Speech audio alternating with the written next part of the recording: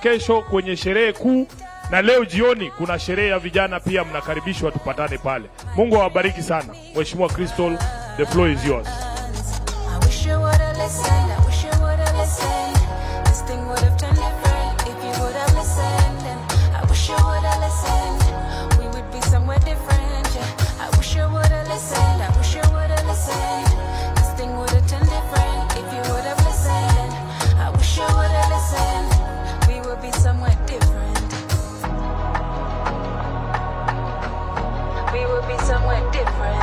ODM. ODM. Tuanze tena. ODM. ODM. Mimi ni Senator Crystal Asige. Na wajua mimi si ka Sifuna SG wetu. Sifuna huwa akisoma mbele yenu anasema, kama mnaniona eka mikono juu, kama mnaniona eka mkono juu, eka mkono juu.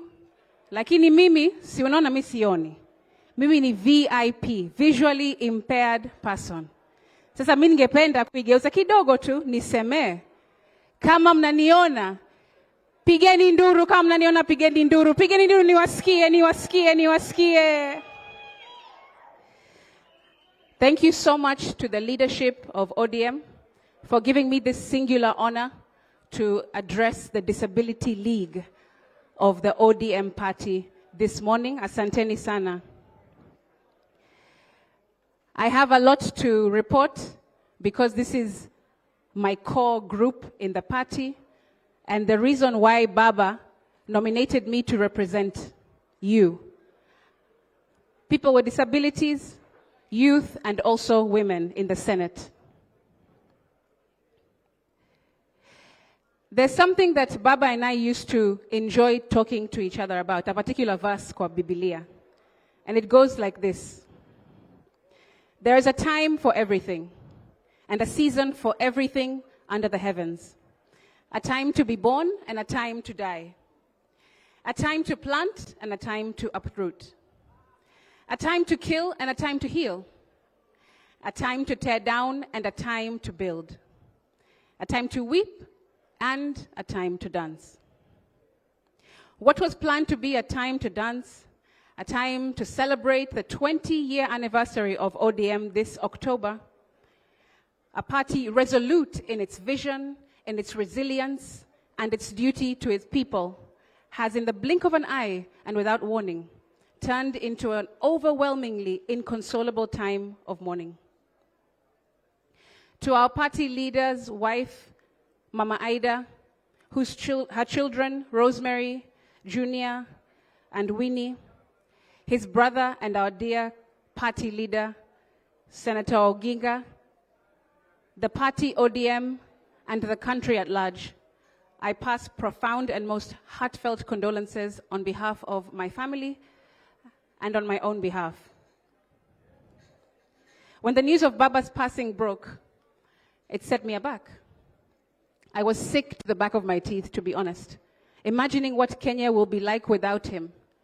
Without his courage, his sacrifices, and his relentless belief in the power of the people. To this day, frankly, I still can't find the heart to refer to him as the late. From rushing to his current home on that Wednesday morning to condoling with his family in Bondo, I don't think any of us have really accepted what has happened as we process and continue to prepare for the party to move forward. It's impossible to picture our democracy, our freedoms, and even our constitution without the imprint of the Right Honorable Raila Amolo Odinga, a man of clarity and complexity in equal measure, but always a man of courageous conviction. As Kenya mourns a giant,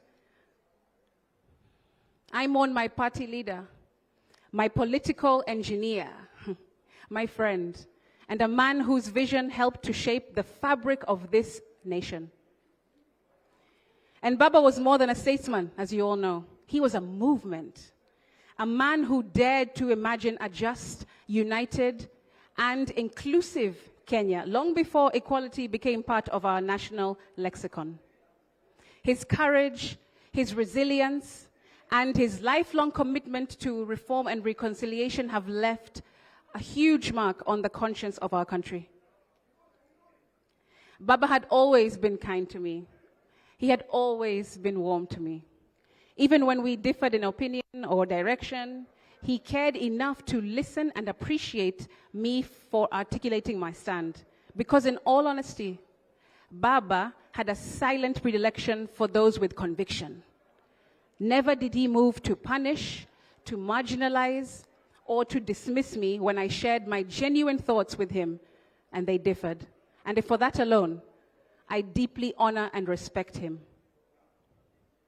Now that Baba has gone, we must not take advantage of the fact that he is not here.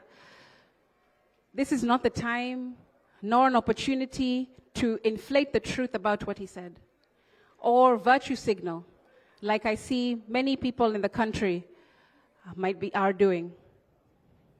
It's time as young people, as people with disabilities,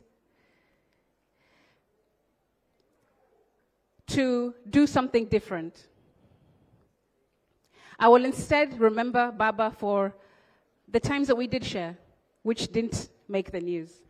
Like how he would almost always want me to sit to the left of him in all meetings. Or how he would sometimes forget I'm visually impaired. Alafu, he'll wave and say, Senator. And he expect me to see and wave back. Aki Baba, misioni. I would tell him.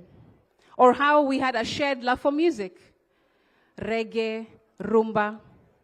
So much so that he used our song Extravaganza in what would sadly become his very last campaign for presidency in 2022. To me, Baba was not just a leader that I admired from up close. He was someone who saw something in me before anyone else did. He believed in my potential. He chose to entrust me with serving the great people of Kenya at the very highest level and demonstrated to us that leadership is about creating leaders, not about manufacturing followers. Him and I had a shared belief that if service is beneath you, then leadership is beyond you. And you can see that he made leaders out of many of us. And in giving me a chance to be a leader remains one of the greatest honors of my life. His role in multipartism, political freedoms, democracy, devolution, and a new constitution is cemented in his legacy. And in times like these, it is possible to be lost in competing campaigns of populism, he said, and forget that leading means making decisions that will invite booing instead of cheers. I have been there, he said. I have been cheered and I have been booed, he said. He knew, of course he knew, that many of us had become ambivalent towards him. Some people were confused, disappointed at some decisions that we made, and even felt betrayed at times. But that is part of being a leader that he was. There is a time for everything. I want Kenyans to know that if things didn't happen the way that you want them, it'll happen in a better way than you'll imagine. That's the beauty of God's plan. And every time you remember what Baba did, celebrate him. Baba's heart belonged to the people, I believe that. He was a leader who listened, who cared, who stood with the oppressed, and who believed that inclusion is not charity, it's justice. Just as I believe.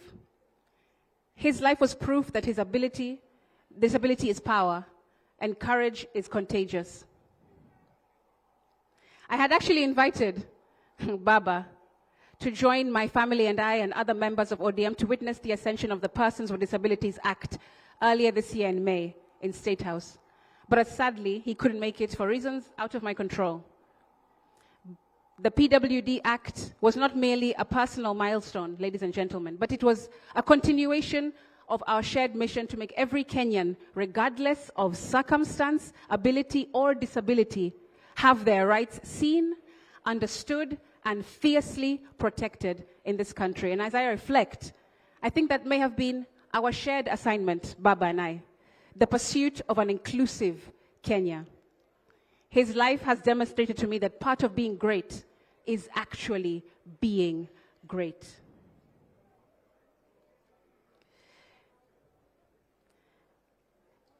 And now, it is incredibly humbling to know that this struggle for persons with disabilities to be seen in our country started in 1959 with a man named John Kimuyu. You know him. A blind man who started this movement, giving me in 2025, a young, determined, blind woman, the opportunity to contribute solutions, which has turned into the Persons with Disabilities Act of 2025, which was my honor to have sponsored. I've experienced firsthand the systemic gaps in our country, public buildings I couldn't access, and social attitudes that treated disability as an afterthought or a shame. You know this. And I also watched my parents carry the emotional and financial burden of healthcare, of my mobility, and of my education, so that they can provide for me as a young person with disability.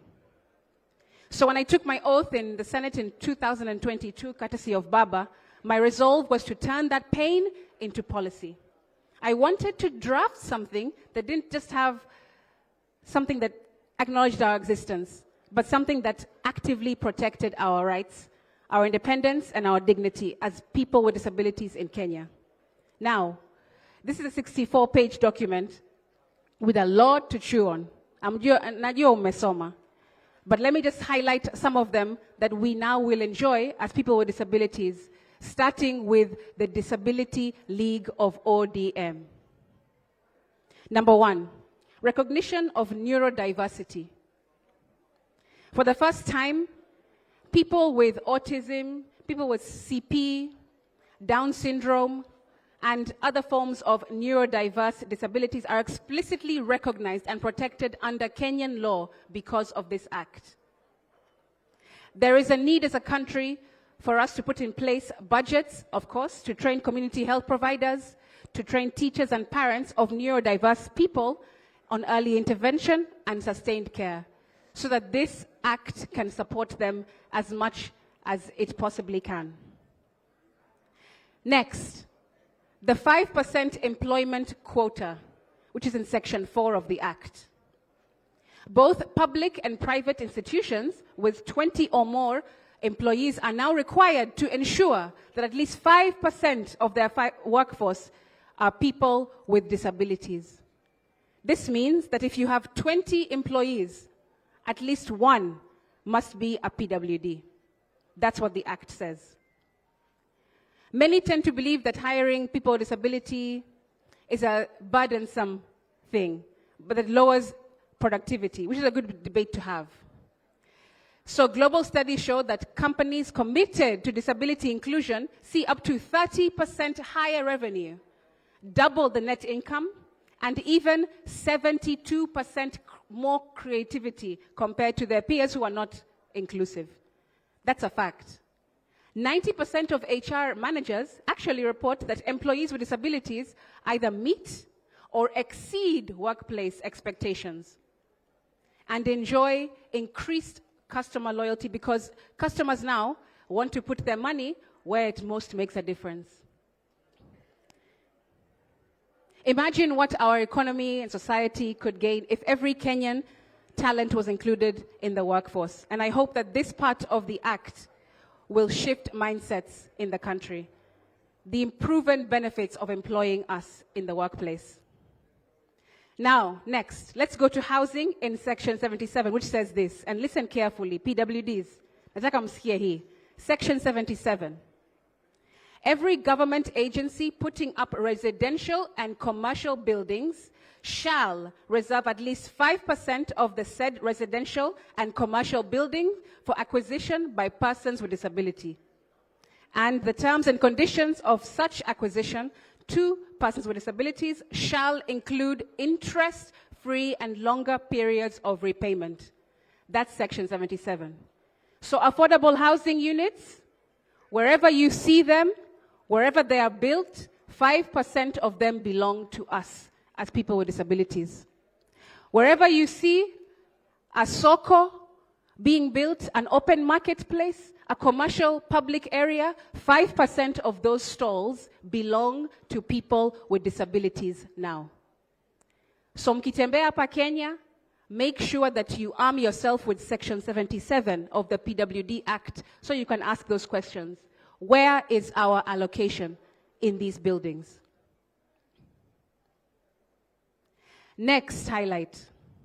Tax exemptions for persons with disabilities, which is found under Section 56. That's always been there.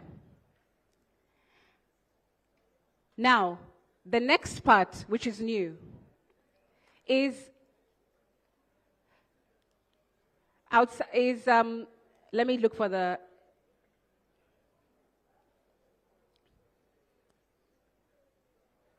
yes. I argued this in Parliament, and our SG will bear me witness to this. There was an issue that we all face as PWDs, which is matters of reassessment, isn't it, for tax exemption? Yes? Sindio? You have to get reassessed every 5 years, so that you can prove you are still a PWD. I argued this in Parliament. Members will remember, where I told Mr. Speaker, have you ever heard of men having to be reassessed to ensure that they are still men so they can keep their rights? Mr. Speaker, have you ever heard women needing to be reassessed to make sure they're still women so that they can keep their rights? So then why is it that only PWDs have to undergo reassessment to ensure they are still disabled for us to keep our rights? And with that argument alone, I won over the House, and they agreed that that part needs to be repealed. And now, ladies and gentlemen, in the Disability League of ODM, we will no longer have to endure reassessments. So long as you have been assessed with a permanent disability, iyo mambo is of the past.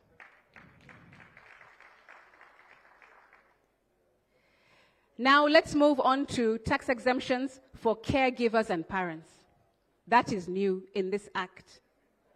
I've included in this law provisions to ease the burden on parents and caregivers who look after their loved ones with disabilities. As someone whose own parents sacrificed so much for me to get here, this felt necessary and long overdue. This one provision alone has caused nationwide and even international recognition, and has made parents and caregivers in Kenya finally feel seen and heard and supported in the struggles that they maneuver through every day. Parents and caregivers will now be eligible to apply for tax exemption, which regulations, I am informed, are currently being drafted by the Cabinet of Kenya.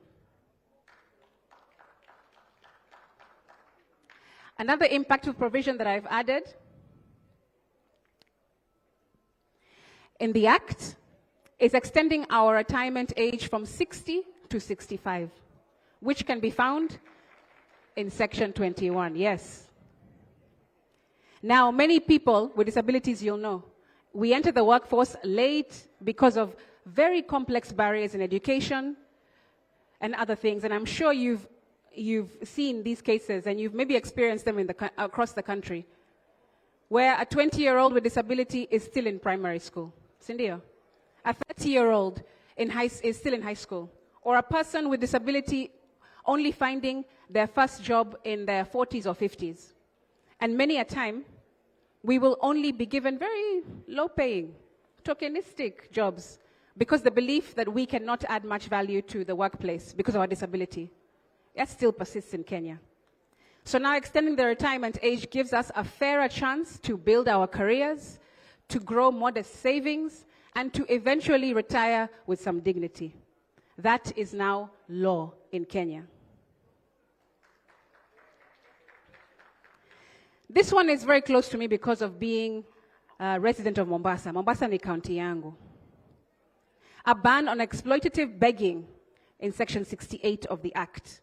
Section 68. I have found it impossible to believe that using PWDs to beg on our streets has never been deemed as a criminal offense before this law. Nevertheless, it's now an offense to cause, encourage, or solicit a child or adult with disability to beg or receive alms. Conviction carries a fine of up to 2 million shillings, imprisonment of up to 2 years, or to both if found convicted. Isn't that a great thing? We cannot be used to beg. The cartels, especially here on the coast specifically, have been taking advantage of us for far too long. And there's never been a law to criminalize them. But now it is in Section 68 of our PWD Act. Let's go to sports and recreation, which is in Section 29. Every person with disability now has the right to participate equally in sports, in recreation, in leisure, and cultural activities at all levels in the country. They're entitled to free access to public recreation and sports facilities, support to develop our artistic potential, the right to recognition to identities, including sign language and deaf culture. All of that is all in the Act, and you can now enjoy. It says that private and public organizations and institutions are required to provide accessible environments, training facilities, resources, equipments, and transportation, and all infrastructure to ensure our full participation in these activities. Now, next, accessibility provisions. Whether it's a building, ladies and gentlemen, a workplace, a technology, or a public service vehicle, if it's not fully accessible to us with disabilities, there are now consequences according to this law. You can be fined or taken to court because rights without enforcement are just suggestions. And I wanted this act to have teeth. So now you can tell people who don't create ramps, lifts, accessible pathways, pavements, transportation, matatus, buses, anything that we use and enjoy must be made accessible according to this law, and it has punitive action from now on.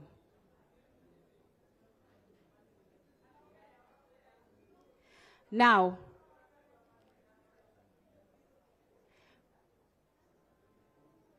the truth is, digital services as well are a part of that. And they should unlock freedom, not reinforce exclusion. And now, with this new law, we have the moral responsibility and the legal power to make it a reality. So websites, as well as equipment in the office, at the bank, wherever you find digital equipment or technology, it also must be made accessible to us. So let's push for the implementation and pressure people to make accessibility a reality for us all. Please note that a person, it's also in the Act, is guilty of an offense if he or she fails to comply with any parts of this Act. Okay? They are guilty of an offense if they fail to comply to any parts of this Act. In short, the Act does not just update the 2003 law from the past. It also transforms how government, all institutions, and society at large responds to disability. Not with pity or charity anymore, but now it is with access, with equity, and with justice that we all deserve.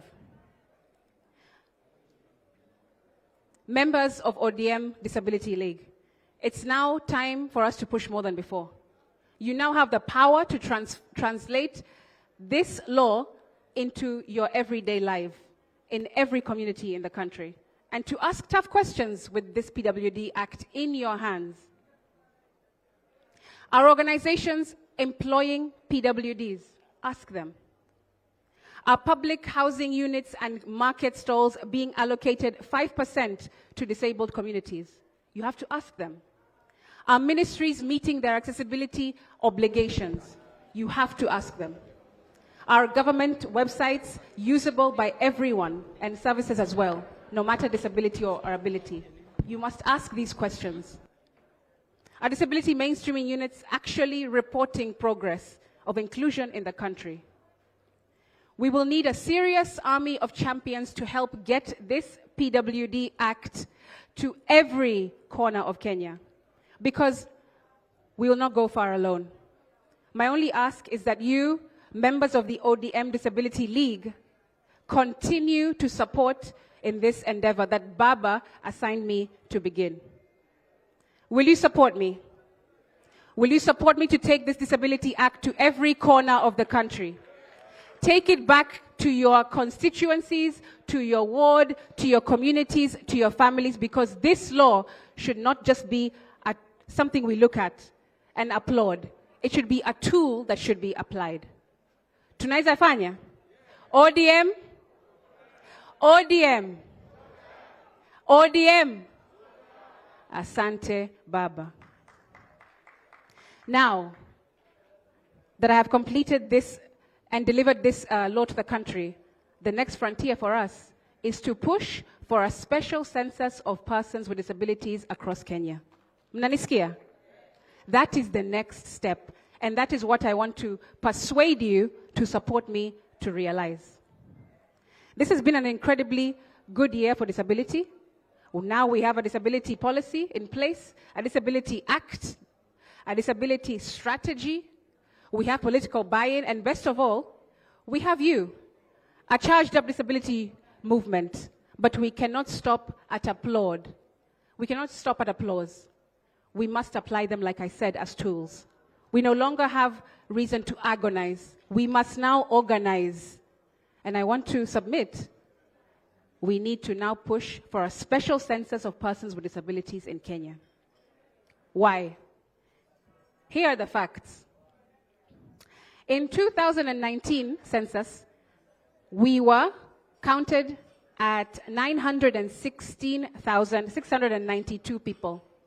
This was a sharp decline from 2009, 10 years prior, where they counted us at 1,330,312 PWDs in the country, which, by the way, did not count children with disabilities under 5, because in 2009, they used something called Washington Questionnaire, and it only counted people above 5 years old.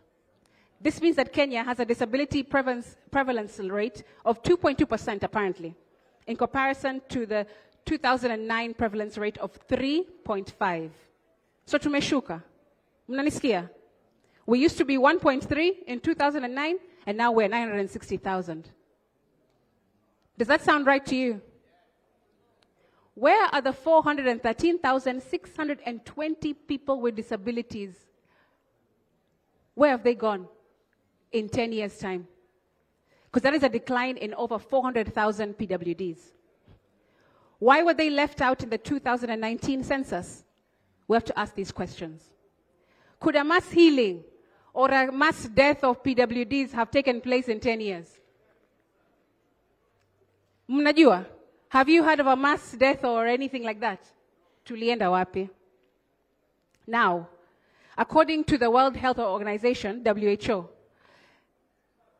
they estimate 15% of every country's population is PWDs.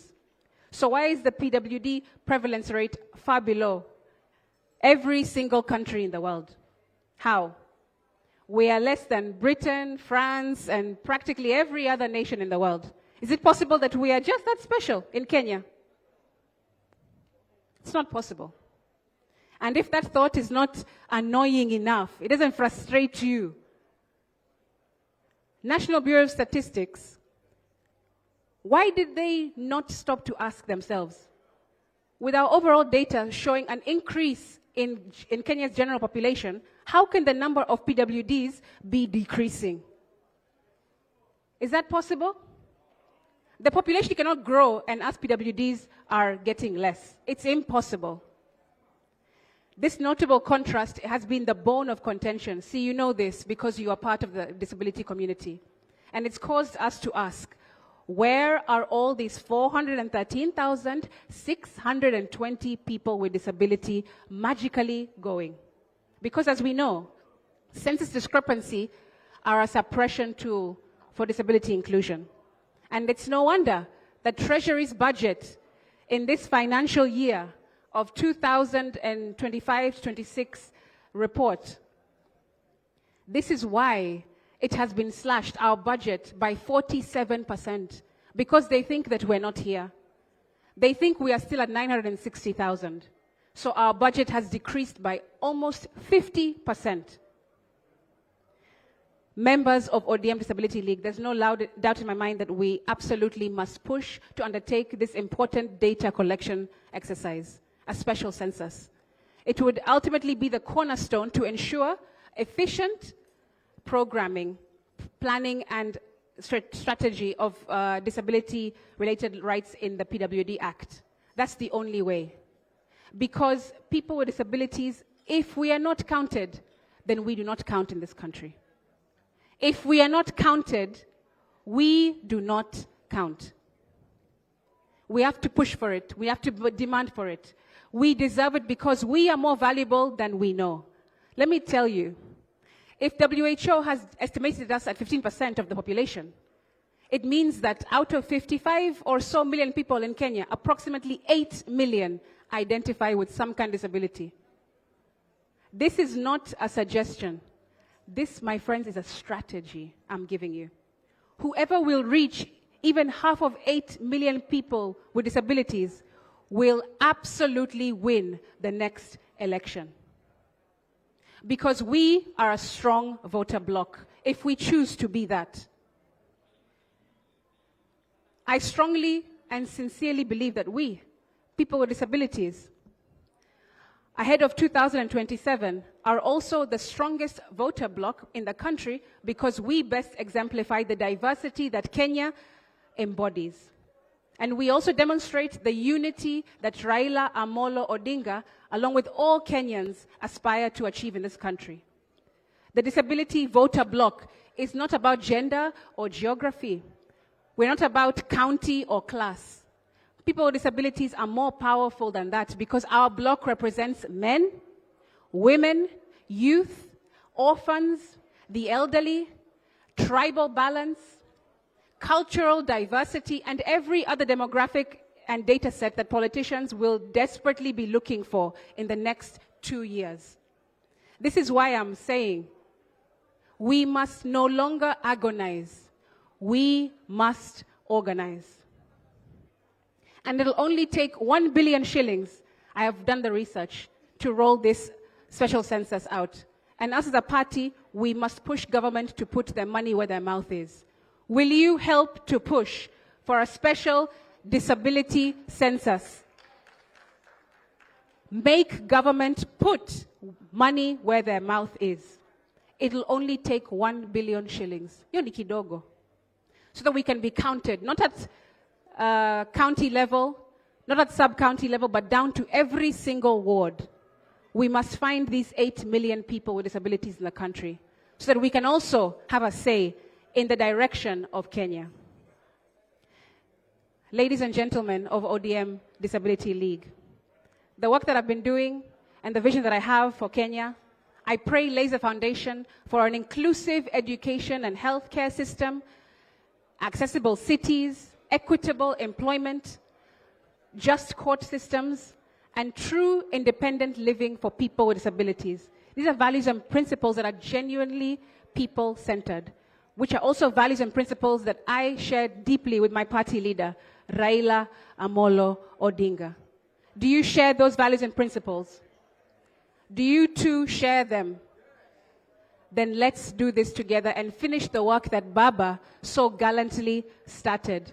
A Kenya that is inclusive of every single person in it.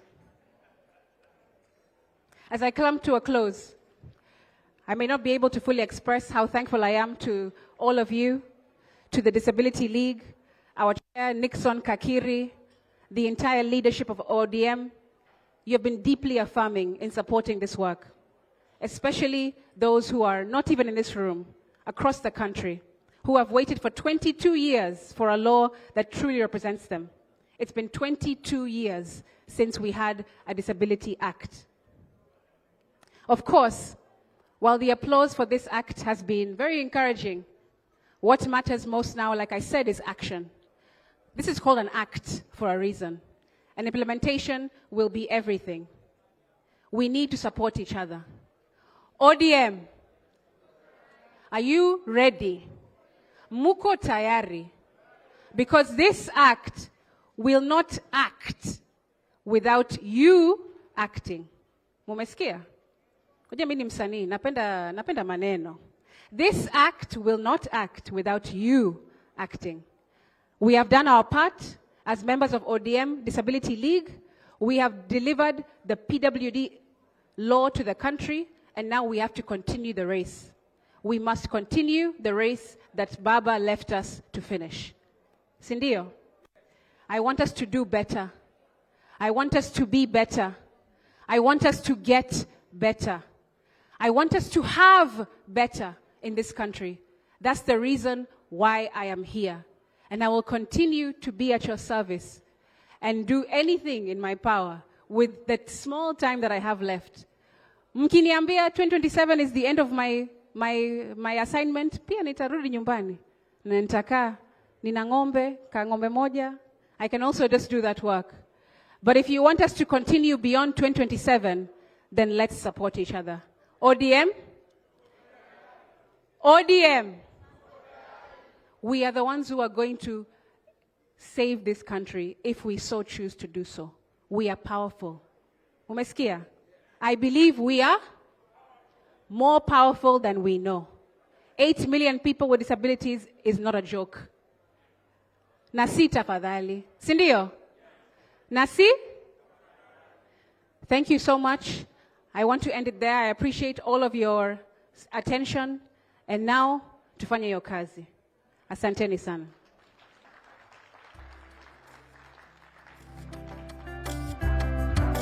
Hey, DJ anataka niimbe. Nasikia DJ anataka niimbe. Hey,